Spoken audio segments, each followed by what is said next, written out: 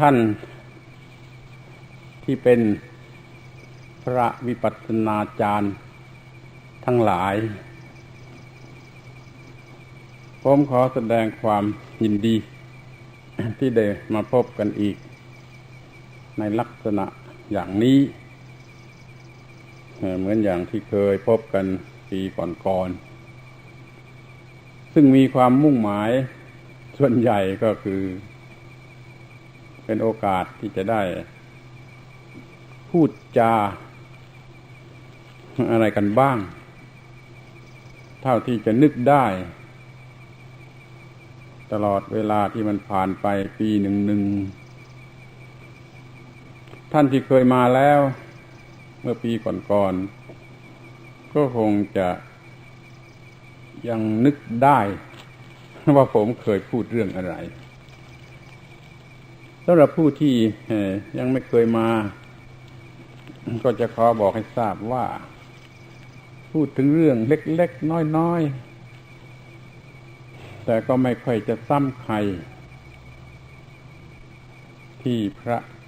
วิปัสสนาจารย์ทั้งหลายควรจะได้ทราบสำหรับเรื่องวิชาการหรือหลักธรรมะโดยเฉพาะนั้นไม่ต้องพูดไม่เคยคิดว่าจะพูดก็ทราบกันดีอยู่แล้วและได้รับการอบรมมาอย่างเพียงพอแล้วเหลืออยู่แต่เรื่องที่อาจจะเรียกว่าเรื่องเบ็ดเตล็ดก็ได้แต่มันก็มีความสำคัญจนถึงกับจะขาดเสียไม่ได้หรือถ้าขาดเสียแล้วมันก็จะไม่มีรสไม่มีชาติ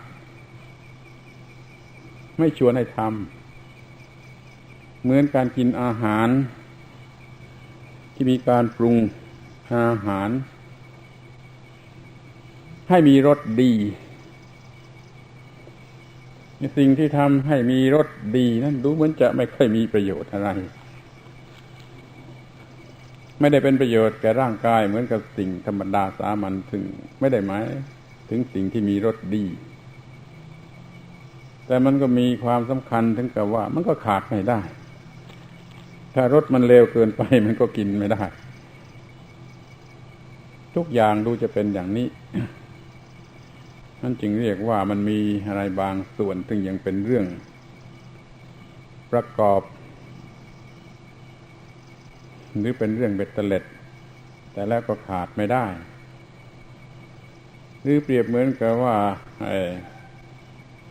น้ำมันหล่อลื่นที่หยอดเครื่องจักรที่จริงมันก็นิดเดียวแต่ขาดไม่ได้ถ้าขาดแล้วมันหมุนไม่ได้มันจะดีอย่างไรมันก็หมุนไม่ได้แล้วมันจะร้อนถึงกับละลายหมดแต่คนก็มองข้ามความสำคัญของมันไปสนใจที่ตัวเครื่องจักรซึ่งมีราคามากมายวิจิตรพิสดารแต่หารู้ไหมว่าขาดน้ำมันเครื่องแล้วมันไปไม่ได้มันหมุนไม่ได้มันต้องทิ้งขอให้ทำความเข้าใจต่อไปว่าวิชาความรู้ของคนเรานั่นนอกจากที่เป็นหลัก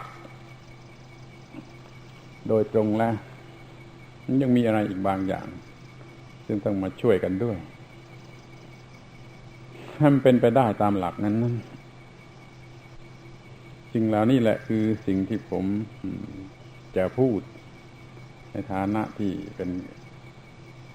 ธรรมปฏิสันฐานต้อนรับท่านทั้งหลาย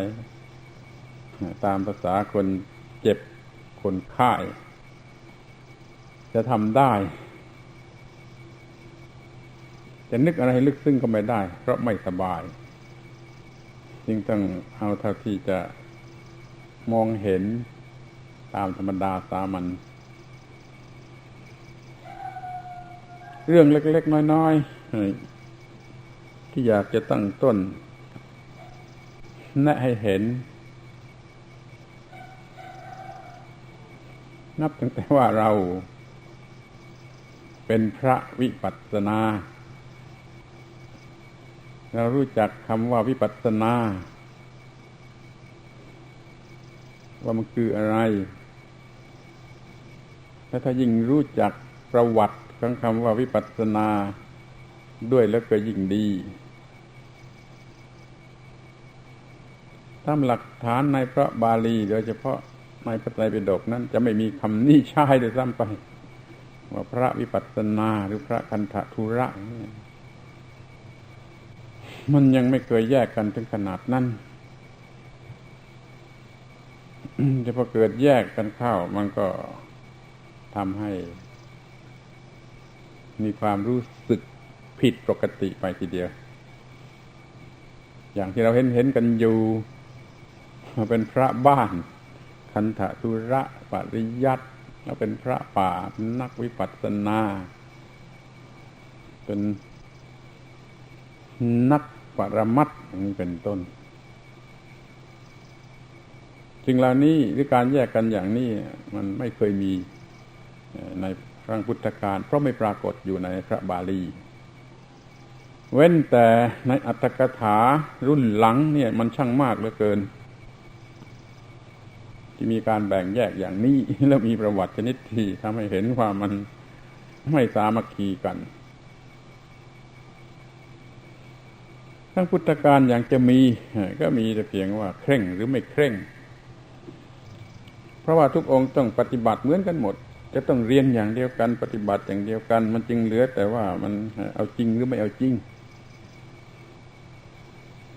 การออกไปอยู่ที่สงบสงัดนั้น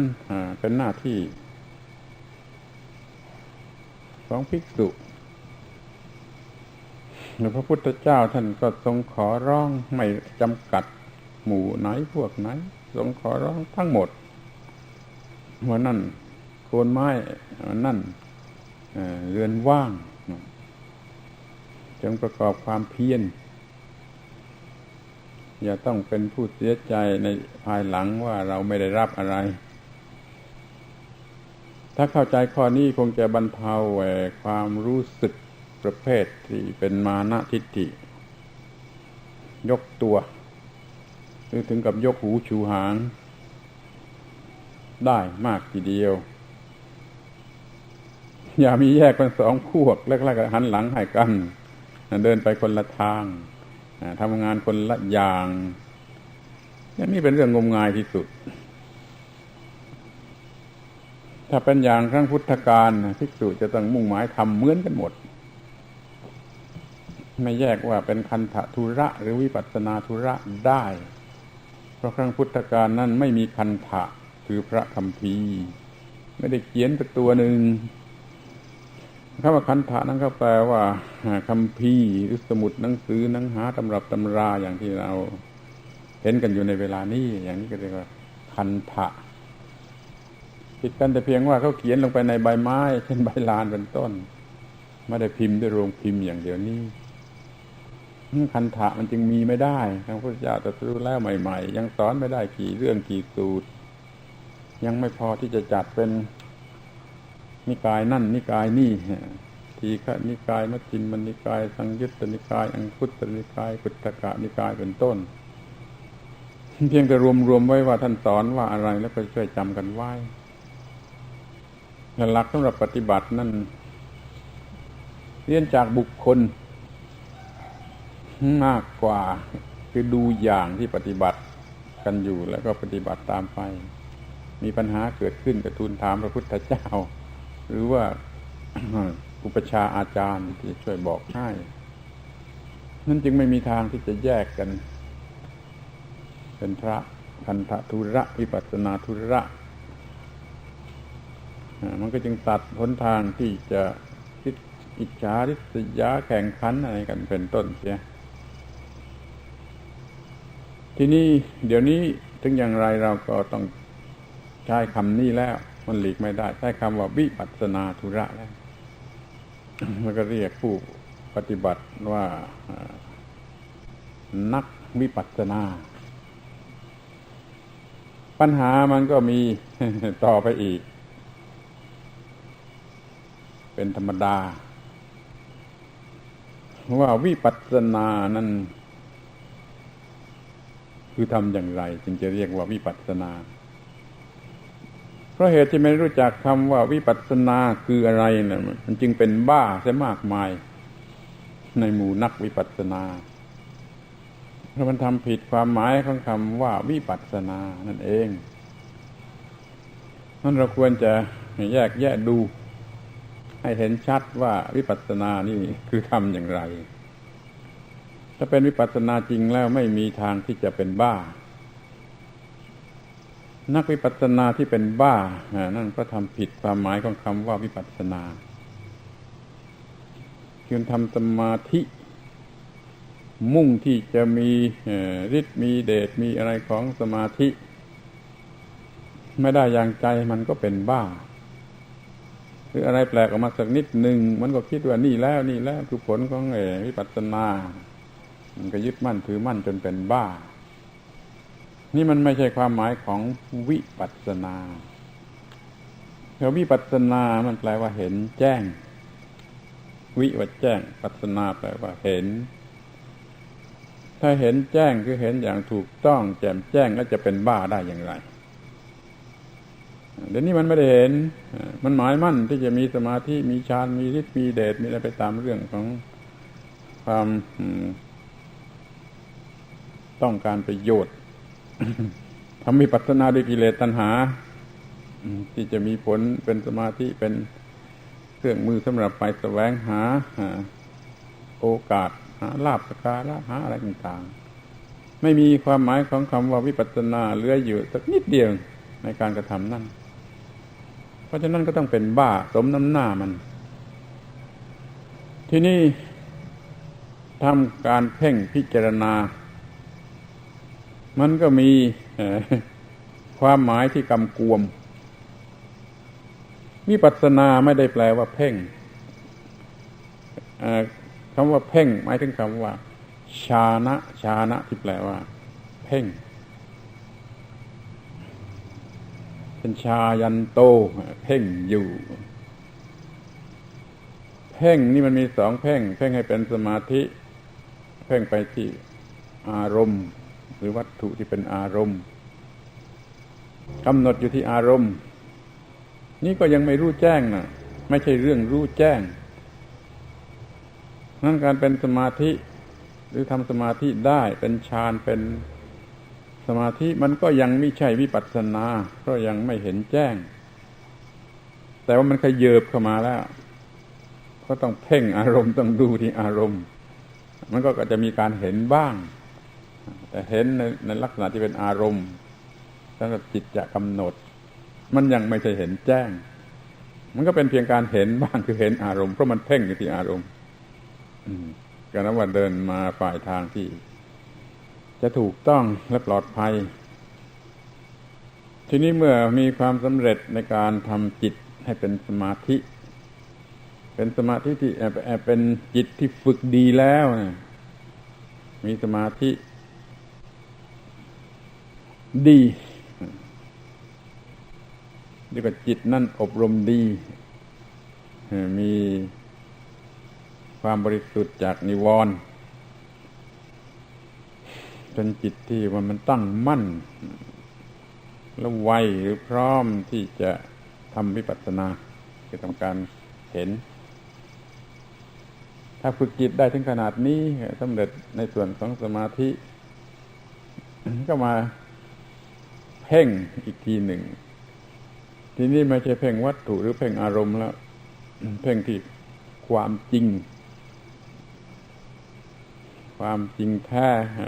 ของธรรมชาตินั้นๆมีผลขึ้นมาก็คือว่าเห็นแจ้งนี่เห็นตามที่มันเป็นจริงอย่างไรเราจึงบังคับให้เห็นไม่ได้หรือเราจะคิดเพื่อให้เห็นมันก็ไม่ได้มันได้แต่ดูอยู่เรื่อยไปจนกว่าจะเห็นตอนที่คิดด้วยเหตุผลนั่นไม่ใช่วิปัสสนาและจะไม่เป็นไปเพื่อวิปัสสนาด้วย เพราะมันคิดเอามากเกินไป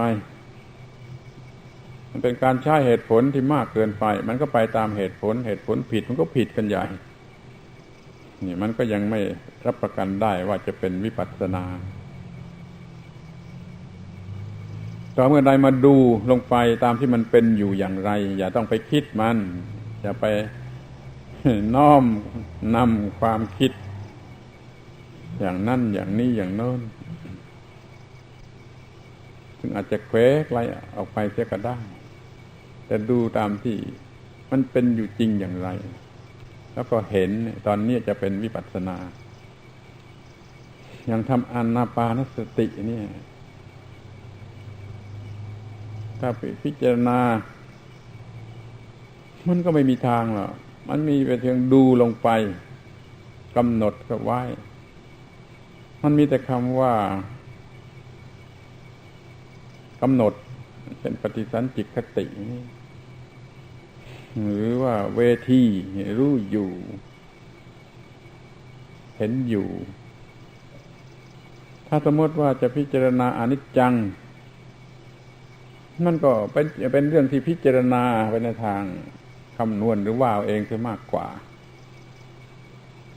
มันต้องดูลงไปที่สิ่งที่มันมีอยู่หรือมีให้ดูเช่นดูว่าลมหายใจมันไม่เที่ยงนี่ถ้าไปมัวคิดอยู่มันก็ไม่มีทางที่จะเห็นความไม่เที่ยงมันจะไปคิดว่าเที่ยงหรือไม่เที่ยงเหตุผลอย่างนั้นอย่างนี้แต่ถ้าดูเราก็จะเห็นว่ามันไม่เที่ยงว่าเดี๋ยวมันเข้าเดี๋ยวมันออกเดี๋ยวมันหยาบเดี๋ยวมันละเอียดเดี๋ยวมันสั้นเดี๋ยวมันยาวแล้วมันเนื่องอยู่ด้วยปัจจัยต่างๆมันจึงไม่เที่ยงนั่นการเห็นว่าลมหายใจไม่เที่ยงนั่นนะไม่ใช่การคิดแต่ว่าเป็นการดูลงไปด้วยตาคือจิตเดี๋ยวนี้เรามีตาชนิดหนึ่งเรียกว่าตาธรรมตาธรรมะหรือธรรมจักษุคือตาข้างในไม่ใช่ตาข้างนอกที่จะดูสิ่งข้างนอกมีตาข้างในสำหรับดูข้างในแล้วก็ดูลงไปมันจะเกิดอาการที่เราวิแล้วก็ปัสสนาแปลว่าเห็นวิแปลว่าอย่างแจ่มแจ้งหรือผิดแปลกแตกต่างตามที่มันเป็นจริงอย่างไรนี่เราเห็นแจ้งมันจึงต้องดูทั้งนั้นแหละดูลมหายใจยาวก็ดูลงไปที่ลมหายใจยาว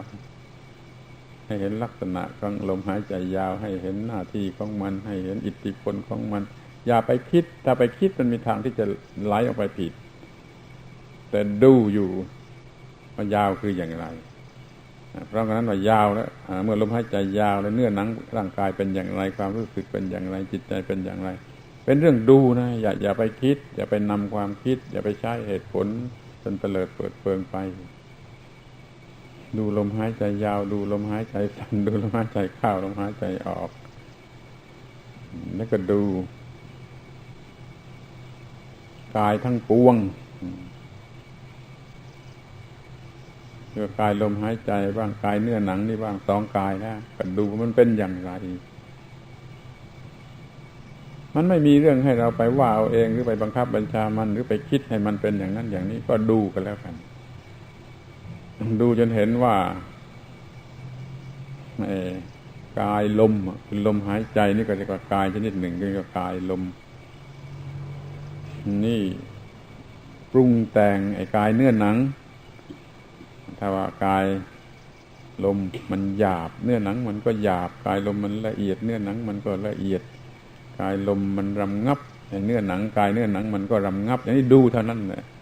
นั่งดูยังไม่ทำอะไรดูยังไม่ต้องคิดหรือนำความคิดไปทางทิศไหนกระทั่งถึงอันดับต่อไปว่าทำกายสังขารให้รำงับอยู่มันก็ให้เห็นว่ามันไม่เที่ยงมาทุกทีการที่มันปรุงแต่งกันระหว่างกายทั้งสองมันก็ไม่เที่ยงที่ถูกทำ ให้ระงับอยู่เช่นกายลมระงับอยู่มันก็คือความไม่เที่ยงถ้ามันเที่ยงมันระงับไม่ได้มันตายตัว ที่เราทำให้มันระงับได้นะเพราะมันไม่เที่ยงแล้วเพราะมันจากความไม่ระงับไปสู่ความระงับนี่ก็คือความไม่เที่ยง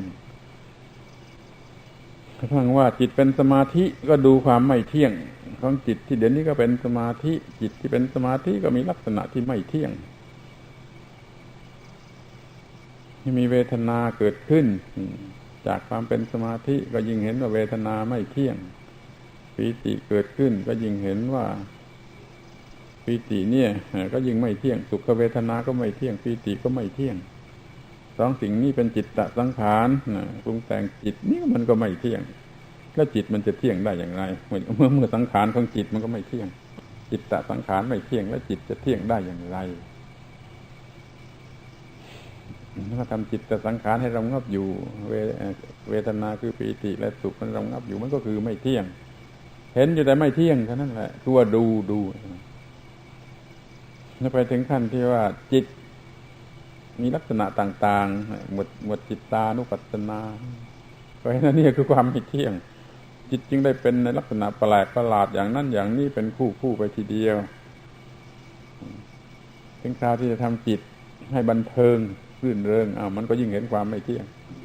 ทำจิตให้ระงับก็เห็นความไม่เที่ยงทำจิตให้ปล่อยอยู่ก็เห็นความไม่เที่ยงเนี่ยอนิจจานุปัสสีการตามเห็นตามดูซึ่งความไม่เที่ยงท่านใช้คำว่าอนิจจานุปัสสีก็คืออนิจจังและอนุปัสสีอนุก็ตามปัสสีก็ดูตามดูจนกระทั่งเห็นก็เห็นความไม่เที่ยงเนี่ยคือวิปัสสนาคือดูแล้วก็เห็นถ้ามัวไปคิดหาเหตุผลอยู่มันจะไม่เกิดการเห็นอย่างนี้มันเป็นผลของการคิดผิดก็ได้ถูกก็ได้ยิ่งคิดไม่เป็นก็ยิ่งผิดเหตุผลผิดมันก็ยิ่งผิดงั้นเราอาศัยหลักที่คำว่าวิปัสสนานั่นเองพยายามที่จะดูให้เห็นตามดูจนเห็นกำหนดก็กำหนดในการดูอย่าไปกำหนดด้วยการใช้เหตุผลเดาคาดคะเนแล้วยิ่งไปกันใหญ่แล้วแม้บางทีคำอธิบายจะใช้คำว่าพิจารณาก็ให้เข้าใจแต่ว่าพิจารณานี่ก็คือดูอย่างละเอียดละอ้อไม่จะใช้เหตุผลตามวิธีของตรรกะหรือวิธีของนัยยะคือเป็นวิธีปรัชญาบ้างวิธีตรรกวิทยาบ้างอย่างนี้ไม่เห็นนะคือไม่เห็นอย่างวิปัสสนา จะไปเห็นอย่างอื่นวิธีของตรรกะวิธีของนัยยะอย่างที่กล่าวไว้ในกาลามสูตรนั่นเป็นเรื่องที่ใช้ไม่ได้ สำหรับเรื่องของวิปัสสนาถ้าใครเคยคิดเก่งเกินไปแล้วก็หยุดคิดซะบ้างกลายเป็นผู้ดูซะบ้างเราเคยใช้คำพูดนี้ผิดกันมานานผมก็เคยใช้คำพูดนี้ผิดเคยใช้คำพูดว่าคิดนึกพิจารณาเนี่ยตอนแรกๆก็ใช้คำกันผิดตอนหลังเมื่อรู้เรื่องนี้มากขึ้นก็จึงรู้นี่มันใช้คำนี้ไม่ถูกแล้วควรจะใช้คำว่าดูผลของการดูก็คือเห็นอนุปัสสีตามดูก็อนุปัสสนาคือก็ตามเห็นจนที่สุดเป็นวิปัสสนาคือเห็นแจ้งนี่ผมเห็นว่าหรือเรียกว่าเป็นความรู้เบ็ดเตล็ดเป็นความรู้ประกอบแต่มันก็มีความสำคัญมากคือทำให้วิปัสสนาเป็นวิปัสสนาขึ้นมานี่ก็จะไม่งมงายแล้วก็จะไม่สักว่าทำตามแบบตามพิธีแล้วไปก็เป็นวิปัสสนาพิธีก็แล้วไปมันจะเห็นแจ้งไม่ได้ขอให้ถือหลักสำหรับคำว่าวิปัสสนานี่ต้องแปลว่าดูลงไปดูแล้วดูอีกดูแล้วดูอีกเฝ้าดูทำจิตให้ดีสำหรับจะดูแล้วก็ใช้จิตเนี่ยดู ดูมากเข้ามากเข้ามากเข้าก็ยิ่งเห็นมากเข้าลึกเข้าตามเห็นตามที่เป็นจริงมากเข้าตอนนั้นแหละเป็นการปฏิบัติธรรมดูเรื่อยไปจนกว่าจะเห็นจริงคือเป็นตัวการปฏิบัติธรรมธรรมะทั้งหลายจะอยู่ที่นั่นเพ่งดูควบคุมให้ดูก็เป็นศีลนี่กำหนดอารมณ์เป็นสมาธิเห็นแจ้งก็เป็นปัญญามันก็มรรคมีองค์แปดก็ครบอยู่ที่นั่นโพชฌงค์ก็ครบอยู่ที่นั่นมันก็เลยสำเร็จในการเห็น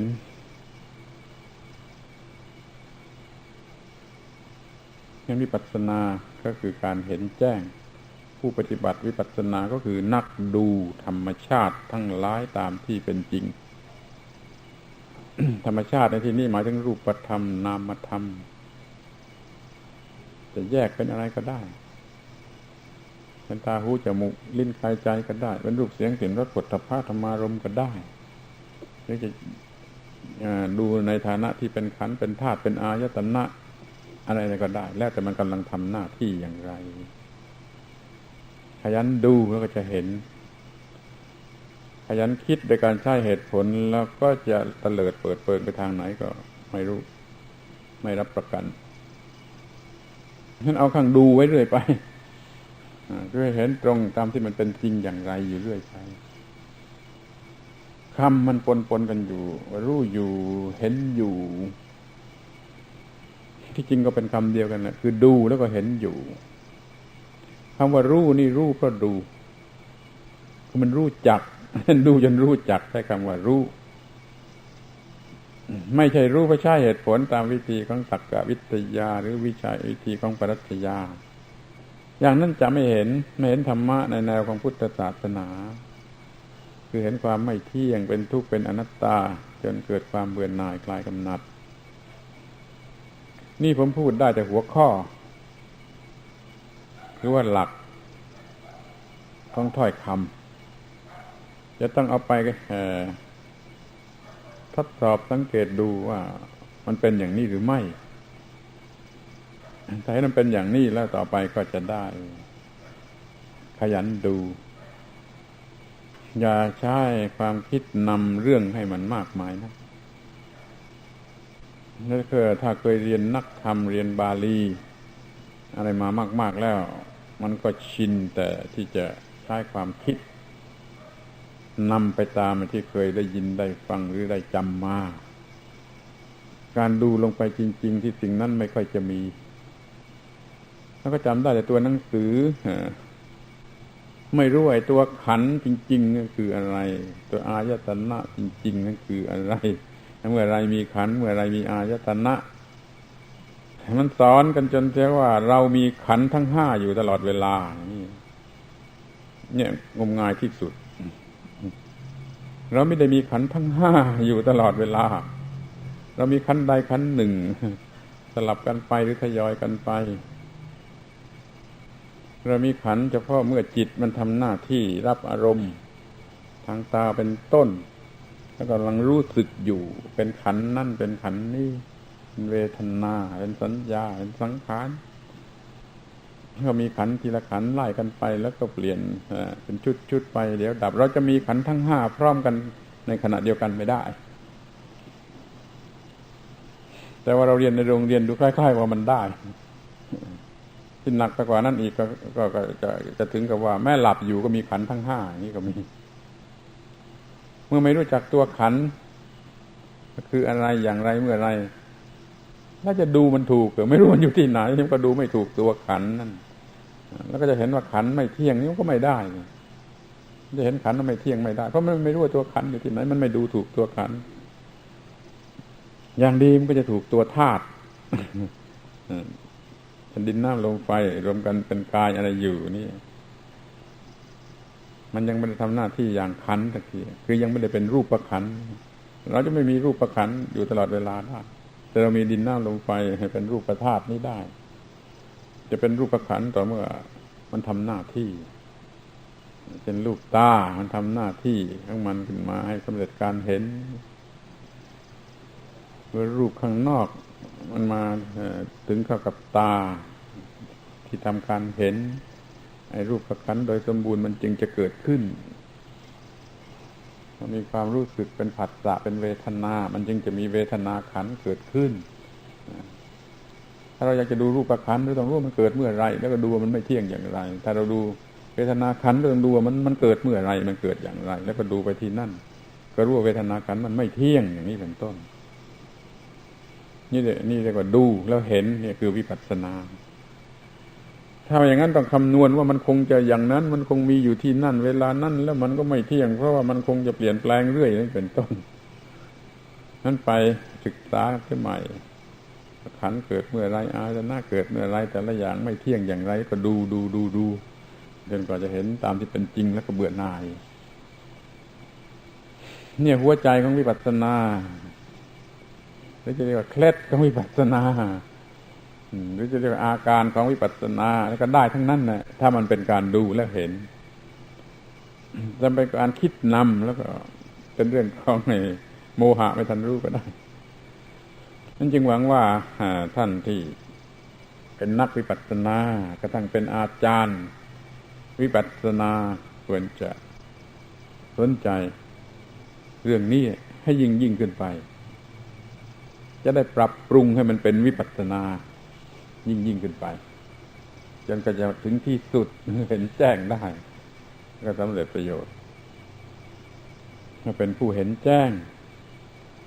เรียกว่าวิปัสสโกแปลว่าผู้เห็นแจ้งวิปัสสนาแปลว่าการเห็นแจ้งวิปัสสีผู้ตามดูอยู่เป็นปกตินี่มาถึงตัววิปัสสนาแท้เมื่อเป็นสมาธิเมื่อฝึกให้เป็นสมาธินั้นยังไม่ใช่เป็นวิปัสสนา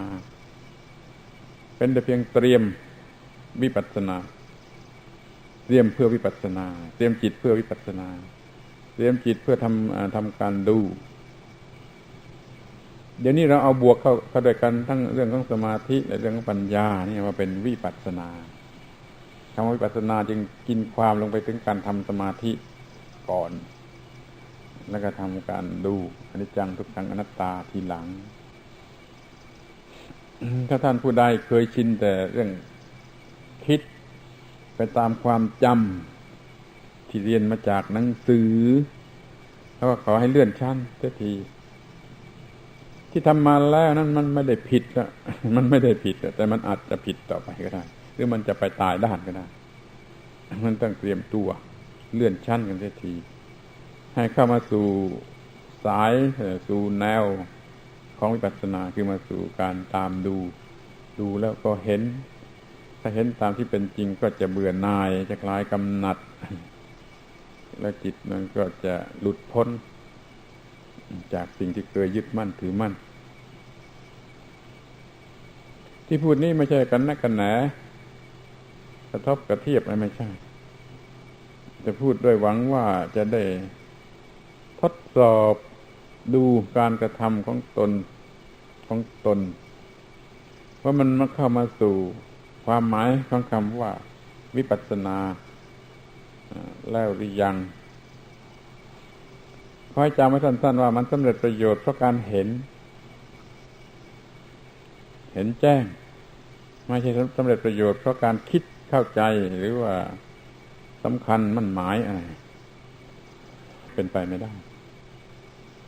เพราะมันจึงไม่สำเร็จที่เราจะมาท่องบนหรือว่าอธิษฐานจิตว่าไม่เที่ยงจะกี่ร้อยครั้งพันครั้งมันก็เป็นไปไม่ได้เพราะมันไม่เห็นมันไม่เป็นการดูที่เห็นมันเป็นการมั่นหมายว่ามันไม่เที่ยงมันก็ได้แต่ท่องมากข้าวมันคงจะราข้อไปเองหรือมิฉะนั้นก็เป็นบ้าเพราะวิปัสสนาจึงต้องทำให้ถูกว่าเราจะดูอะไรต้องมีสิ่งนั้นมาจริงๆแล้วก็ดูลงไปว่ามันไม่เที่ยงอย่างไร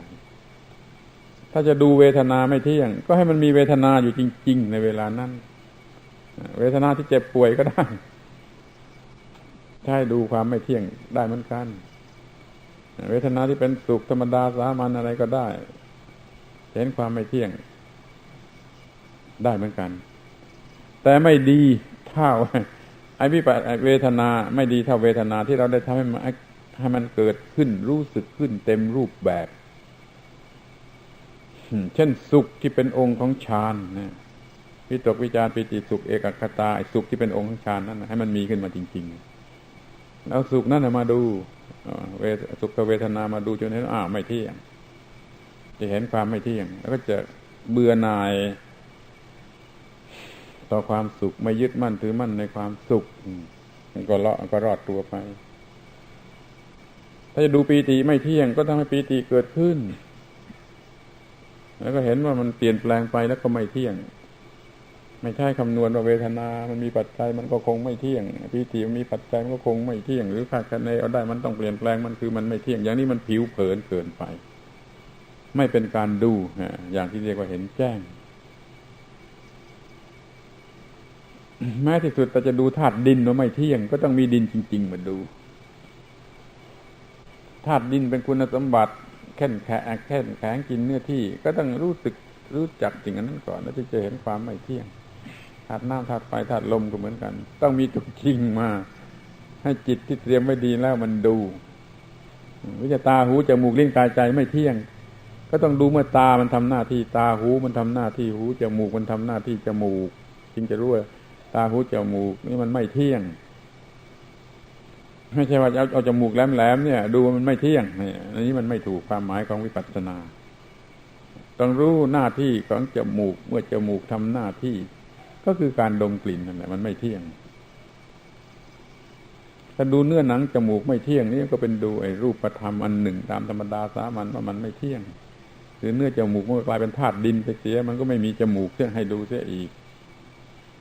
งั้นเราจะต้องกำหนดการให้ดีๆให้ถูกต้องว่าเราจะดูอะไรมีสิ่งนั้นมาดูจริงๆก็จะเห็นว่าไม่เที่ยงแล้วก็จะได้ผลของวิปัสสนาที่โดยส่วนใหญ่ในพระบาลีทั้งหลายก็ดูขันธ์ทั้งห้าคือรูปเวทนาสัญญาสังขารวิญญาณนี่แหละเป็นส่วนใหญ่มากกว่าอย่างอื่นหมดบางทีก็ไปใช้หมวดอายตนะก็มีเหมือนกันพระพุทธเจ้าตรัสให้ดูตาหูจมูกลิ้นกายใจรูปเสียงกลิ่นรสโผฏฐัพพะธรรมารมณ์ในลักษณะที่ไม่เที่ยงอย่างนี้ก็มีแต่มันก็ไม่พ้นที่จะเป็นขันธ์ห้าเพราะว่าเมื่อตาเห็นรูปหูได้ยินเสียงเป็นต้นมันก็เกิดไอ้ขันธ์ประเภทรูปประขันธ์ขึ้นมาก็ผัสสะแล้วก็เกิดเวทนาจากการดูการด้วยตานั้นมันก็เป็นเวทนาขันธ์ขึ้นมามันมีเวทนาขันธ์มาจากทางตาที่ดูรูปหรือเห็นรูปนั่นเองถ้าไม่มีผัสสะแล้วไม่มีเวทนามันก็เลยจะเห็นได้ว่ามันแยกกันไม่ได้หรอกที่เราจะเห็นขันธ์โดยไม่เห็นอายตนะนั้นมันเป็นไปไม่ได้เพราะเมื่ออายตนะมันทำหน้าที่ของมันอยู่ไอ้สิ่งที่เรียกว่าขันธ์มันก็เกิดขึ้นหรือแสดงตัวออกมาในความหมายนั้นตาเห็นรูปสวยสบายตาเป็นสุขเวทนาส่วนหนึ่งก็เป็นอายตนะส่วนหนึ่งก็เป็นขันธ์แล้วแต่ว่าจะดูกันที่ตรงไหนที่ถ้าว่าเกิดไอ้ความโง่ความหลงอวิชชาเข้าไปสร้างอุปาทานยึดมั่นในเวทนานั่นด้วยก็เลยเห็นอุปาทานขึ้นมาอีกว่าเข้าไปยึดขันธ์นั่นแล้วขันธ์ที่มีอุปาทานยึดแล้วนั้นเป็นอย่างไรต้องดูนะต้องดูจนเห็นไม่ใช่คิดเอาไม่ใช่คำนวณเอามันจึงจะเห็นว่าอุปาทานขันธ์เป็นทุกข์รูปูปาทานขันธ์ก็เป็นทุกข์เวทนูปาทานขันธ์ก็เป็นทุกข์ทั้งห้าขันธ์มันก็เป็นทุกข์เห็นขันธ์ด้วยเห็นอุปาทานด้วยเห็นอายตนะด้วยเห็นหลายอย่างในเรื่องเดียวในกรณีเดียวเนี่ยก็จะเห็นอนิจจังทั่วไปหมดพราวไปหมดแล้วเป็นของจริงด้วย ไม่ต้องเทียบเคียงด้วยเหตุผลเลยนี่คือวิปัสสนาโดยเนื้อแท้ของคำนี้โดยเนื้อแท้ของการกระทำสิ่งที่เรียกว่าวิปัสสนาคือเห็นแจ้งเมื่อจิตสงบดีเป็นสมาธิการเห็นแจ้งมีได้ง่ายเพราะว่าไอ้ตาดวงตาที่จะดูก็คืออำนาจของสมาธินะ มันแรงเท่าไรปัญญามันก็แรงเท่านั้นปัญญาจักษุมันก็แรงเท่านั้นมีปัญญาโดยไม่มีสมาธินั้นเป็นไปไม่ได้แล้วจะมีปัญญาจักษุโดยไม่มีสมาธิแล้วยิ่งเป็นไปไม่ได้อีกแล้วเราจะมีสมาธิหรือมีปัญญาในขณะที่ไม่มีศีลนั้นก็ไม่ได้เพราะว่าถ้าไม่มีศีลมันก็ฟุ้งซ่านทางกายทางวาจาและสัมผัสสายอยู่ในทางกายทางวาจากระทั่งวิปัสสนาในทางจิตสมาธิก็ไม่มีปัญญาก็ไม่มีวิปัสสนาก็เลยมีไม่ได้ นี่ขอให้สังเกตดูให้ดีๆให้จนมองเห็นชัดว่าเราต้องดูให้เห็นไม่ใช่เราคิดให้เข้าใจไอ้เราคิดให้เข้าใจนั้นเป็นเบื้องต้นอยู่ในระดับต้นเบื้องต้นยังไม่สำเร็จประโยชน์มันต้องดูให้เห็นว่ามันจริงตามที่เราเข้าใจหรือเปล่าเพราะเราเข้าใจผิดก็ได้แต่เมื่อเห็นลงไปที่ตัวจริงจนจริงเหมือนว่าเหมือนที่เราเข้าใจแล้วก็นั่นแหละจะใช้ได้เพียงแต่เข้าใจเพราะความคิดคำนวณนี่ใช้ไม่ได้ไม่พอวิปัสสนาเป็นการเห็นแจ้งเมื่อเกิดญาณทั้งหลายขึ้นได้มากมายและโดยหลักการอันนี้มุ่งหมายเฉพาะญาณประเภทที่ทำให้เห็นแจ้งตามที่เป็นจริงในสังขารทั้งหลายเท่านั้นถ้าจะเอาความหมายของคำว่าวิปัสสนาต้องจำกัดไอ้พวกญาณทั้งหลายอยู่ในขอบเขตว่าเป็นญาณที่จะเห็นแจ้งตามที่เป็นจริงของสังขารก็คือเห็นอนิจจังทุกขังอนัตตาอาญาณทั้งหมดไม่รู้กี่ร้อยกี่พันญาณก็ตามใจ